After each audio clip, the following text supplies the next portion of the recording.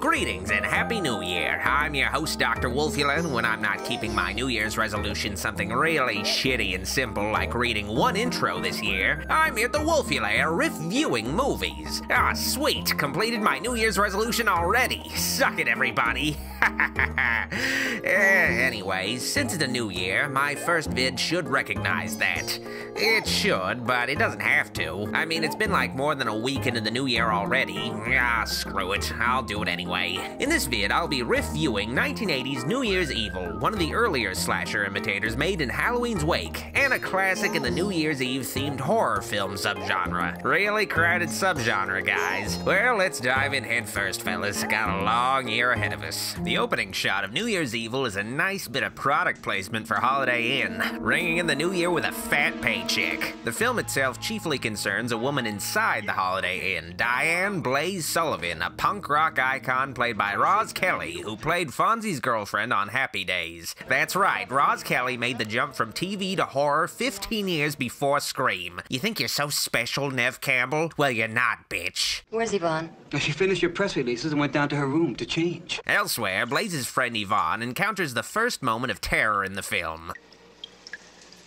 A leaky faucet. Dear God, that makes a horrible sound and can really run up your water bill in the long run. But she handles the situation like a pro. Didn't even need to call a plumber. Wait a second, she's turning the leak back on? No! Oh, thank the Dark Lord that this dude was here to murder this crazy leak-loving bitch. That was too close. Now, New Year's Evil is supposedly heavy on punk rock music, but the theme written for the movie and performed by the band Shadow sounds more like glam metal to me, but okay.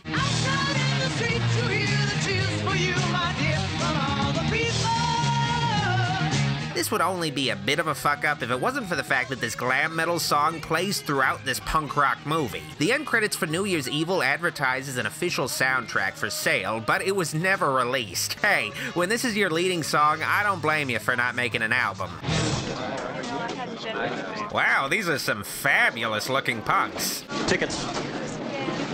Tickets. Save your tickets. Tickets. Let's save your tickets. I wonder if he wants their tickets. It's hard to tell. Get excited.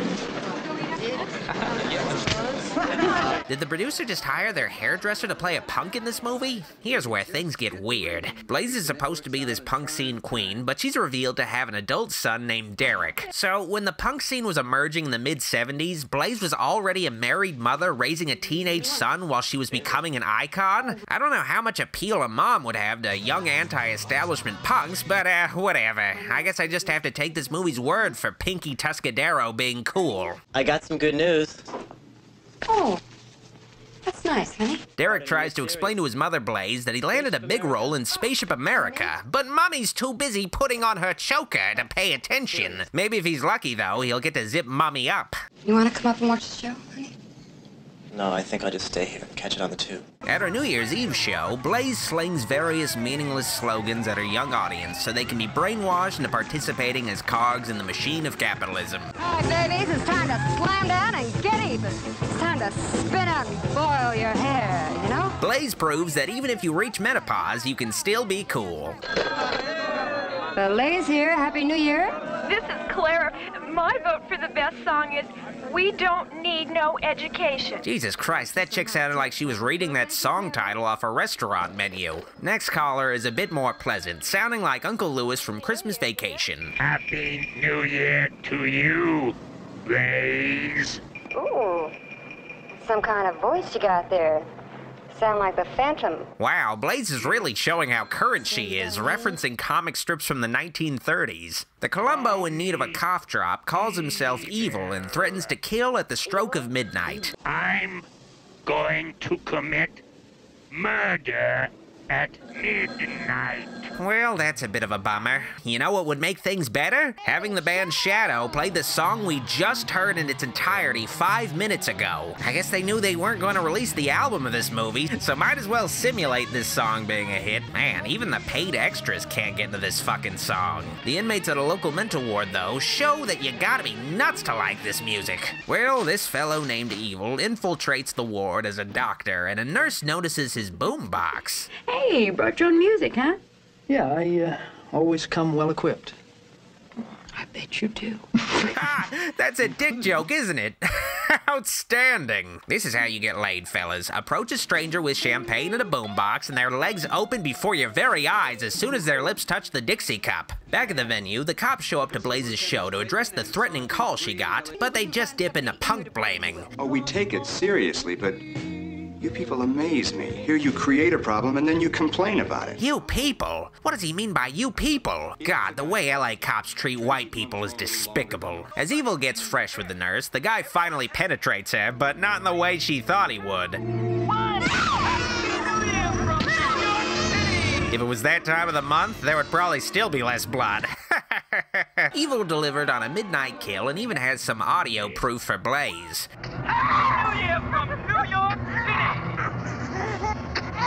Well, that could just be somebody taking a mean shit. Nevertheless, one of the other nurses finds her coworker's body, but you never know. She could have just made a little mess eating some biscotti. Elsewhere, the scorned Derek acts all Norman Batesy, cutting up Blaze's pantyhose as a mask while talking to himself. You know, this movie shows Evil's face. We know who he is. I don't know why this movie's fucking around with red herrings. Now what do you think? Derek awkwardly watches his mom on TV grind on dudes half her age while he wears underwear on his head, and you know, he kinda looks like Robert Zadar. Speaking of awkward, Evil puts on a fake mustache. Wait, Tom Selleck? The creeper stash allows Evil to blend in at what I'm assuming is a TGI Fridays. Yeah, I guess disguises are this guy's gimmick. His other gimmick, according to cops, is killing when New Year's strikes in all 4 time zones of the contiguous United States. You trying to tell us that he's gonna do this 3 more times? So I guess we can safely classify him as a Batman villain. I got this business thing I have to attend. There's a big party up at Eric Estrada's place. Kind of a command performance. He's a client of mine. Oh boy, that's how you can tell this is the 80s, when you can name drop Eric Estrada and it's impressive. Well, this lady decides to join Evil on his trip to Ponch's house, but they're unfortunately joined by a third wheel. Don't you just hate it when a chick's friend murder blocks you? Transcendental meditation. Listen, I do it every morning. Boy, that sort of stuff really works. I stopped biting my nails. Lisa got rid of her nervous diarrhea. I think I could use some transcendental meditation myself in that case. I mean, a friend I know could, yeah. After making a pit stop, Evil ditches Lisa by sending her on a little champagne errand, and Evil asks this chick if his bag smells like chloroform. Hey, if this car's a rockin', that's probably because someone is being strangled to death inside it. Ah, don't you just hate it when you're out and the whole squad ditches you? Well, at least Lisa got some free champagne out of it, and continued to live. Unfortunately, the lady ends up following a trail of shoe crumbs that lead her to a nearby dumpster, and... well, she might be dying in a dumpster, but at least it's a clean dumpster. It isn't too long before the cops find their way to the latest crime scene. Wow, jump scare cats really will pop up anywhere. After that's all said and done, Evil switches into his Peter Fonda disguise, I guess, and runs into a biker gang. Literally, when he rear-ends them accidentally. Wanting to avoid having to dance to the song Tequila, Evil gets the fuck out of there with the bikers in pursuit. Evil tries to hide out at a local drive-in playing Blood Feast. Ah, Blood Feast. Now that's a real movie. Not whatever the fuck this weak-ass shit is. Unfortunately, the bikers get wise to Evil's drive-in scheme, so he ditches his ride. I've seen a lot of horror movies, but this is the first where the killer is desperately fleeing for his life. Greetings, asshole. Hey, that's my line, pal. A man of God, not a man of violence. Hot Fuzz stole this bit. Meanwhile, the real action is going down in this dude's hand. Little trivia, this actress eventually left Hollywood and became a born-again Christian, but there are some sins God alone can't erase. Luckily, a man of faith is nearby. Man, this movie is just becoming a guy playing GTA. If it's money you want, I don't have any. Just $3 in this garnet ring. Well, that's money. Don't fucking lie to knife-wielding priests, honey. Again, unfortunately, Father Evil gets waylaid by a few jackasses, and his quarry frees herself from the unlocked car she was held at knife point in. Man, Evil is just not having an easy go at this murder thing. Bad enough he sucks ass at it, he also has to lug around a big-ass boombox. I don't think he's cut out for this work. Again, unfortunately for Evil, unlike every other horror movie, the cops are actually effective, and Evil misses his Mountain Time Midnight Murder window. Try saying that 5 times fast. Mountain Time Midnight Murder window, Mountain Time Midnight Murder window, Mountain Time, oh, damn it. With Pacific Standard Time fast approaching midnight, the cops alert Blaze that she's probably the final victim. All the while, Derek is hiding in the back dressed like fucking Krang. Really fucking weird. So, by the time Evil hitchhikes his way to the venue through the power of the Lord, security has been upped. Ah, great. Now it's a stealth mission. So, Evil is forced to lure a cop and bust the pig's head clean open with a brick, emerging disguised as said cop. What is this, a Scooby-Doo episode? It's not like they're wearing stormtrooper helmets or something. In the hotel, Blaze is escorted by a cop to scope out her room. Freeze, police officer. Don't shoot. Just pull the fucking trigger. You'd be doing everyone a favor. Derek, I'm sorry. I forgot you were here. Haven't you always? Baby, I'm so sorry. I was just busy. I had a surprise for you, and right now I don't want any part of it. Derek storms off, assumingly in tears. I like to think it's never too late for an abortion, Blaze. Unfortunately for Blaze, though, it looks like hers could be on the way soon as a fellow wielding a knife and wearing a mask of the Johnny Cab from Total Recall creeps in. Here's the twist. Evil is actually Blaze's wasp husband. She is such a fucking poser. Her husband dresses like Fred from Scooby-Doo. Officer, in case you're wondering who I am, I happen to be the lady's husband. Unfortunately for Evil, aka Richard, the cops ID'd his car as the murderer's vehicle and discovered he was an inmate at that asylum, so his whole operation is busto. They found his Mercedes abandoned at a drive-in. The driver knifed a biker there and escaped in a stolen car with a girl hostage. Richard must be MacGyver or something, though, because he manages to hotwire an elevator his wife is in. Resourceful as hell. Richard comes to the rescue during this orchestrated event, but decides to kill his wife's mood by playing a murder on his boombox. Come on, bro, you gotta play Barry Manilow. Instant replay. Miracle of modern technology. You know, Evil really makes you appreciate all the modern wonders of the world we have 40 years later. So here's where Evil reveals his motive through monologue. Their son, Derek, says Blaze is a hussy. Yeah, no shit, Sherlock. You married a chick named Blaze. Derek told me about the way you behave around other men. Richard is resentful towards all women, though, and collectively wants them to suffer. Ladies are not very nice people.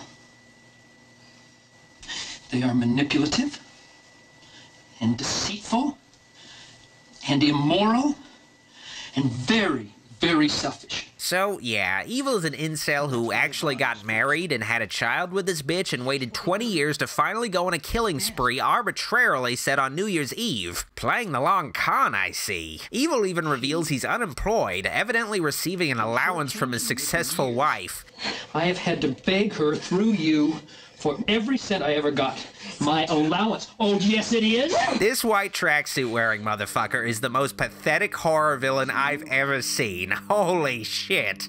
Why don't you grow a pair, you fucking pussy? I do have to say, and it's not saying much, but Evil is at least a better parent than Blaze. He auditioned for the lead in a series, and he got it. All on his own for the very first time. So, this Freddie Prinze Jr. looking motherfucker handcuffs Blaze to the elevator and hoists her up. This is looking like a job for Superman at this point. Amid a shootout with the cops, Evil runs away, what else is new, and is cornered on the roof. Yeah, when the police chase you, you kinda don't want to go upstairs. With no other options available, Evil puts on his balding Jolly Nixon mask he has for some reason, recites a poem to the cops. To die, to sleep, no more. And by a sleep, to say we end the heartache and the 1,000 natural shocks that flesh is heir to. Oh, that's beautiful. Is that a Maya Angelou? So anyway, Evil does what all incels should do and jumps off a fucking building. Luckily, Evil raised a little incel successor to carry on as Evil Jr. It's almost like this movie is a prequel to another horror movie that doesn't exist. So, Blaze is loaded into an ambulance, but it's driven by the new Evil, who I guess killed the driver played by John Carpenter. Symbolic of what this film does to the slasher subgenre Halloween popularized. Aloha! It's midnight. Happy New Year from Hawaii. Aw man, the authorities didn't count on the Hawaiian time zone. You'd think this ending would set up a sequel, but no. No. So, that was New Year's Evil. Not terrible, but not good. Not good at all. A lot of folks have a soft spot for the film, but I think it's mostly because it was early in the slasher craze. It's clear that this was a film that tried to capitalize on two trends simultaneously, slashers and the punk scene, and the movie just doesn't do either justice, trying to quickly cash in on these fads with shoddy music and by-the-numbers horror. New Year's Evil was definitely a higher budget Hollywood example of a slasher flick, but to me, that's part of why it lacks the charms of its modest contemporaries. By trying to go highbrow, exploring the inner psychology of its villain, the movie misses the point of horror villains by making him really fucking lame and not scary. I give New Year's Evil a young adult incel out of middle-aged incel. I hope that your year is filled with hopes and dreams that are quickly shattered before your eyes. I'd like to give a shout out to my true Wolfulite supporters on Patreon and my channel memberships, including Sean O'Brien, Tom Wade, Sister Widow, Spanker, Nate Malice, Crossroad King, Red Ranger, Aaron Woy, Angsty Mantis, and many others. Here's a full list of my true Wolfulites on Patreon and YouTube. The channel would be nothing without their continued support. I appreciate them, and I'm sure the rest of you fine folks who watch my vids appreciate them too. Thanks, guys. Before I go, like this video if you liked it, subscribe for more if you loved it, click the bell so you never miss an upload or stream. Follow me on social media at Facebook, Instagram, and Twitter at Dr. Wolfula. Download the free Podbase app today to interact and hang out with me and my virtual Wolfulayer. Consider supporting me by buying merch on TeePublic or Teespring, links down below. Finally, if you can, donate to my Patreon or become a channel member and you'll help keep me making new videos, and you'll also get some bonus perks like video commentaries, private streams, and shoutouts. I've been your host, Dr. Wolfula, signing out. Thanks for watching, see you all next time. We're gonna stop this crazy son of a bitch before he gets within 12 floors of you. Yeah.